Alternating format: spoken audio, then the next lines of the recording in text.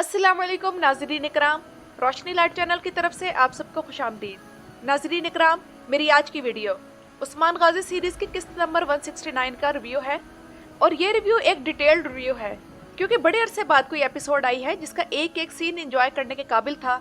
कई किरदारों का सिनेरियो और पोजीशन एकदम से चेंज कर दी गई और सबसे बड़ी बात यह कि किस्त में लंबे लंबे सीन्स शामिल नहीं थे, जबकि आने वाली किस्त के वाकयात भी बहुत ज़बरदस्त आने वाले हैं जिन पर भी तबसरा होगा। तो नाज़रीन इकराम, किस्त नंबर 169 इस लिहाज से भी अहम है कि इससे बिल्कुल 100 किस्तें पहले उस्मान बे तुर्गुत बे के साथ पहली मुहिम पर गए थे। नाज़रीन इकराम, इस बार इस किस्त में हर किसी को वाकयात और अपीयरेंस के लिहाज से अपना शेयर मिला। लुकास, सोफिया, कारासी, इल्बाए, ओरहान, अलाउद्दीन और गैंजर बे। सोफिया की वापसी एक टर्निंग पॉइंट साबित हुई है। इसके आने से इवेंट्स एक मुख्तलिफ रुख इख्तियार कर लेंगे। सोफिया का टारगेट वाज़ेह तौर पर उस्मान की फैमिली और उसके आल्प्स है। वैसे भी सोफिया उस्मान की सबसे पहली दुश्मन थी और ये बहुत सी पुरानी यादें और तकलीफें साथ लाई है जिनके इंतकाम के लिए वो बेचैन है। बेसुंगर के जख्मी और इसकी मौत का सीन राइटिंग और डायरेक्टिंग के लिहाज से तो अपनी मिसाल आप था ही, लेकिन बेसुंगर की मौत पर उस्मान, ओरहान, अलाउद्दीन और जैरको ताई ने जिस तरह की अदाकारी की वो अपनी मिसाल आप है। और बड़े अरसे बाद उस्मान गाजी सीरीज का कोई सीन देखकर आंखों में आंसू आ गए और वाज़ेह तौर पर यह सीन बामसी की मौत के सीन की याद दिला गया।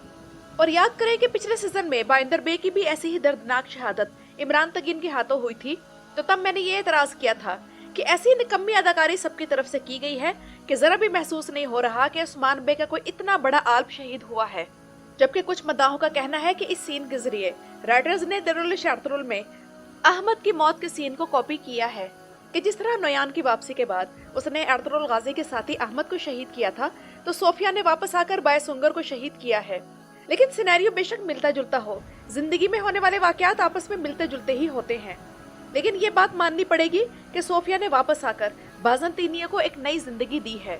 और बायसुंगर की शहादत का सीन चाहे अहमद की शहादत से मिलता हो या फिर दोआन आल्प की शहादत से, लेकिन ये सीन अपनी जगह एक अहमियत रखता है।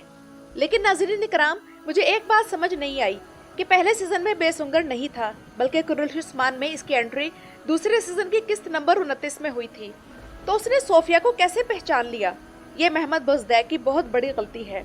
और अगर बेसुंगर सोफिया को ना पहचान पाता और उसे मालूम ही ना होता कि उसे कत्ल करने वाली औरत कौन है, और फिर वो मरने से पहले उस्मान बे को बताता कि मुझे जिसने कत्ल किया है मुझे नहीं मालूम कि वो औरत कौन है, तो सीन का ज्यादा मजा आता। अब जब बेसुंगर ने पहचान भी लिया और फिर भी मरने से पहले नाम नहीं बताया बल्कि इधर उधर दुनिया जहान की बातें कर ली, तो ये एक वियर्ड सिचुएशन है जो कि महमद बोज़दैक कभी कभी पैदा कर देते हैं।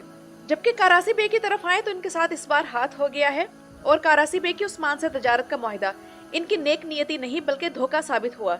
लेकिन इस सीन में जितने ट्विस्ट और टर्न्स थे इन्होंने बहुत मजा दिया और आखिर में उस्मान बे ही फातेह साबित हुए और उन्होंने टेबल्स टर्न कर दी। लेकिन एक बात की तरफ मैं आप लोगों की तवज्जो दिलाना चाहूंगी कि उस्मान बे के संदूकों से पत्थर निकलने पर कारासी बे को गुस्सा करना ही नहीं आ रहा था। ऐसा लग रहा था कि किसी कार्टून मूवी का कोई किरदार परफॉर्म कर रहा हो। और लुकास और कारासी के दरमियान होने वाला दूसरा मुआहिदा है जिसमें इन दोनों को शिकस्त हुई, क्योंकि लुकास और कारासी के दरमियान उस्मान बे के खिलाफ पहला मुआहिदा वो पुल वाला था जो उस्मान बे ने खाक में मिलाया, और अब इनका दूसरा मंसूबा भी नाकाम हो गया।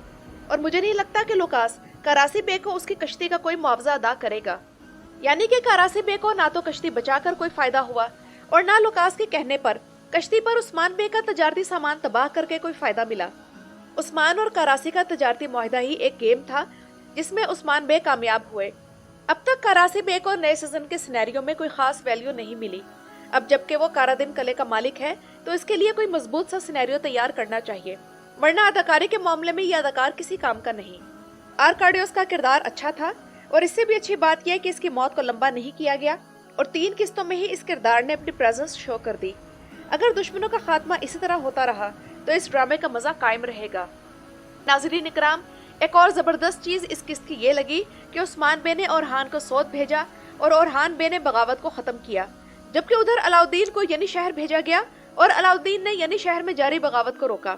मेरे ख्याल में अलाउद्दीन गोंजा से जितनी दूर रहेगा उसकी परफॉर्मेंस उतनी ही बेहतर होने लगेगी, यानी कि अपनी बेटी की मौत के बाद गोंजा की तरह वो गम में डूबने के बजाय मजीद निखर कर सामने आ रहा है।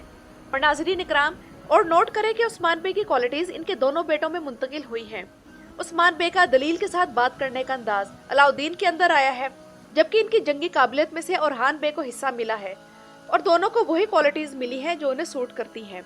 वली अहद के तौर पर औरहान की ताकत, रियासत की नुमाइंदगी और लीडरशिप की सलाहियतें ऐसी ही हैं जैसी जवानी में उस्मान बे की थी।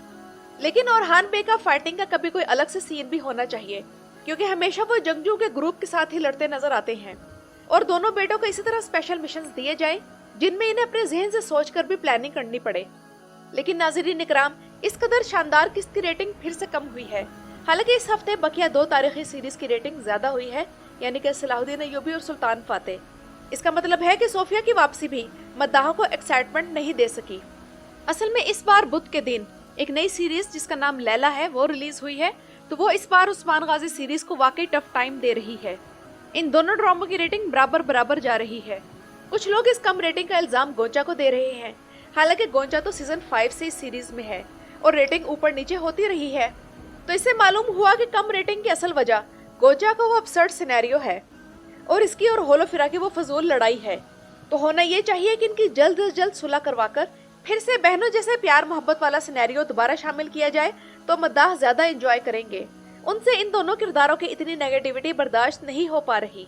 और अब नाज़रीन इकराम, नई किस्त की तरफ आएं तो उस्मान बे एक नए अंदाज से आएंगे, यानी कि लुकास को बताने का वक्त आ गया है कि उस्मान बे का गजब उस पर गिरने वाला है और आने वाली किस्त के वाकयात वही होंगे जो सोफिया की वापसी के बाद हो सकते हैं, यानी कि उस्मान बे की फैमिली में से किसी को नुकसान पहुंचाना। इस बार फातिमा खातून की बारी है, जिसका अगवा उस्मान बे के लिए मजीद मुश्किलात और चैलेंजेस लाएगा। वैसे इस बार होना तो ये चाहिए था कि सोफिया बाज़ंतीनी शहजादी होलोफिरा को अगवा कर लेती, लेकिन होलोफिरा बेचारी इससे पहले इतनी बार अगवा होकर एक पूरा रिकॉर्ड बना चुकी है, तो इस बार दोबारा अगवा होकर वो अपना रिकॉर्ड खुद तोड़ सकती थी।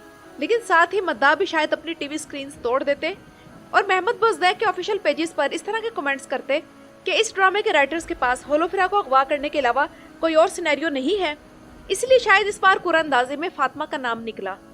एक सवाल जो नई किस्त का ट्रेलर देखने पर मद्दाहों के जहन में आ रहा है वो ये है कि उस्मान बे और औरहान बे ने अपने चेहरे काले क्यों किए हैं।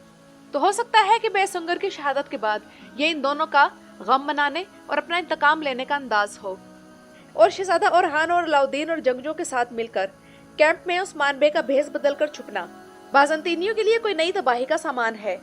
तो नाज़रीन इकराम, ये तो थी मेरी आज की वीडियो। अपनी राय का इजहार कमेंट्स में जरूर कीजिएगा और बेसुंगर की शहादत के बारे में जो मैंने तबसरा किया है उससे आप लोग किस हद तक मुत्तफिक हैं। मेरी वीडियो देखने का शुक्रिया।